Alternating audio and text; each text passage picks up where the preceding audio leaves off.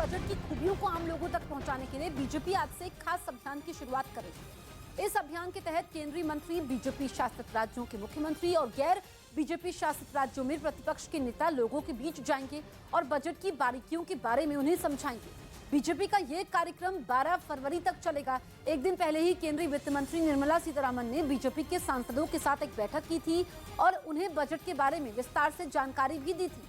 बैठक के समय निर्मला सीतारमण ने सभी सांसदों को खासतौर पर बजट की उन खूबियों के बारे में जानकारी दी थी जिन्हें लेकर सांसदों को जनता के बीच जाना है।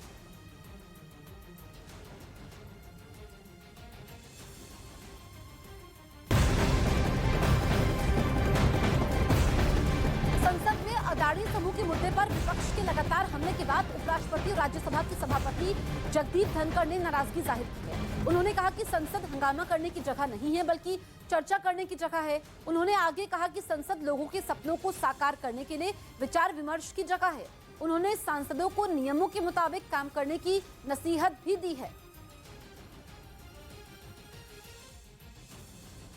Honorable members, Parliament is the essence of democracy. Parliament is the North Star of democracy. It is a place of discussion and deliberation to realize the aspirations and dreams of the people and not a place of disturbance. उधर पाकिस्तान से IMF की नाराजगी की एक और वजह सामने आई। पता चला कि पिछले साल जून में ही पाकिस्तान को आईएमएफ ने अल्टीमेटम दे दिया था। आईएमएफ ने साफ कहा था कि पाकिस्तान एक ऐसी गलती कर रहा है जिसे सुधारना भी मुमकिन नहीं होगा। लेकिन पाकिस्तान ने आईएमएफ की बात पर ध्यान तक नहीं दिया। 8 महीने से पाकिस्तान रोजाना कर्ज के जाल में फंस रहा था। हर दिन पाकिस्तान की अर्थव्यवस्था डूब रही थी, लेकिन पाकिस्तान की सरकार और उसके नेता नींद से नहीं जागे। पिछले साल जून में पाकिस्तान की सरकार चंदा मांगने के लिए आईएमएफ के सामने पहुंची थी। पाकिस्तान ने उसी वक्त आईएमएफ से $300 करोड़ की मदद मांगी थी, लेकिन आईएमएफ को जब कर्ज लेने की वजह पता चली तो उसने पाकिस्तान की सरकार को फटकार लगाकर लौटा दिया, क्योंकि पाकिस्तान को $300 करोड़ कुछ चीन की कंपनियों को देने थे। ये चीन की बिजली बनाने वाली कंपनियां हैं जो पाकिस्तान में बीते कई साल से कारोबार कर रही हैं। और चाइना पाकिस्तान इकोनॉमिक कॉरिडोर से जुड़ी है।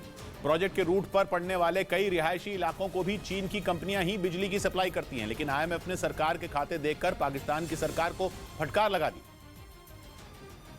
और साफ कहा कि चीन की ये बिजली कंपनियां पाकिस्तान को सिर्फ चूना लगा रही हैं।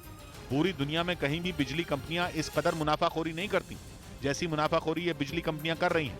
मतलब ये कि चीन की चतुराई और मौका परस्ती दोनों की पोल आईएमएफ ने उसी वक्त खोल कर रख दी थी, लेकिन पाकिस्तान की आंखों से पर्दा तब नहीं हटा था। पाकिस्तान को लगता था कि भारत से मुकाबले के लिए चीन का साथ जरूरी है, इसलिए चीन जो भी मांग रहा था पाकिस्तान उसको देने को तैयार था। न्यूज़ 18 इंडिया की web series FIR number 208 streaming now.